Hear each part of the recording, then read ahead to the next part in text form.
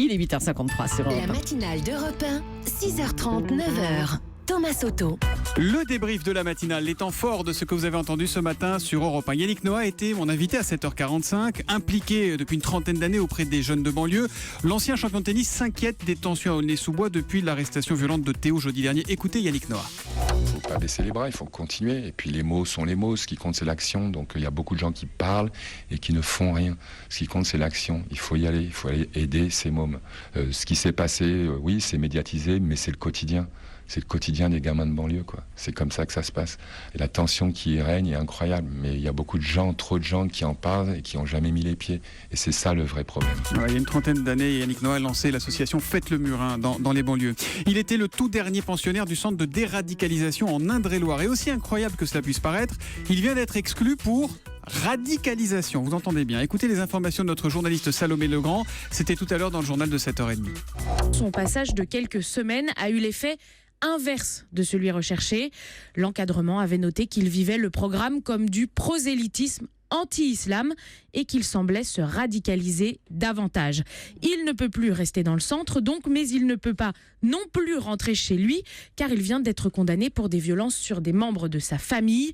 Du coup, ça va peut-être vous paraître absurde, mais il va donc passer quelques jours à l'hôtel, toujours suivi par les services de l'État, le temps de lui trouver une structure d'accueil. Voilà cette révélation de Salomé Legrand ce matin sur Europe 1. Il se passe toujours quelque chose dans le kiosque, c'est à 6h45 sur Europe 1. Et tout à l'heure, Marion Calais, à l'aide du Parisien, nous a révélé que la Tour Eiffel pourrait bientôt être bunkérisée. Écoutez. Une clôture anti-balles de 2,50 m de haut va être érigée tout autour du site, un mur de verre, une clôture de sécurité qui pourrait coûter 20 millions d'euros. Plusieurs élus s'inquiètent de voir la Tour Eiffel transformée en forteresse. D'autres redoutent de voir le site dénaturé. Mais le chargé du tourisme à la mairie de Paris l'assure, les travaux se font en concertation avec les architectes des bâtiments de France. Le kiosque d'Europe 1 tous les matins, 6h45. Et puis Julie, je sais que ça a été votre moment préféré ce matin, ce jeune Kazakh. Il a complètement scotché les téléspectateurs de l'émission La Nouvelle Star en Chine avec cette reprise de Daniel Balavoine. Tous les cris, les SOS, écoutez.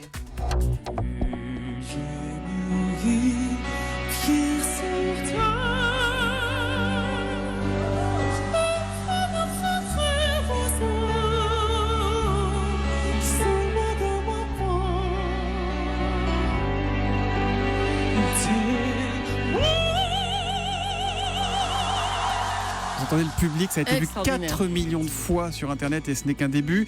Il a presque rien à envier à Daniel Balavoine. Et il y a un autre artiste qui l'avait chanté, c'est très émouvant, c'est Grégory Le Marchal, a aussi superbement chanté cette chanson, nous dit Gaëtan sur Twitter avec le hashtag un matin. Et bien on l'a retrouvé cette version de Grégory Le Marchal. C'était dans la Starac avec Nico Saliagas en 2004. On écoute Grégory Le Marchal. Voici le SOS d'un terrien en détresse. J'ai jamais eu les pieds sur terre. J'aimerais mieux être un oiseau. Je suis mal dans ma peau.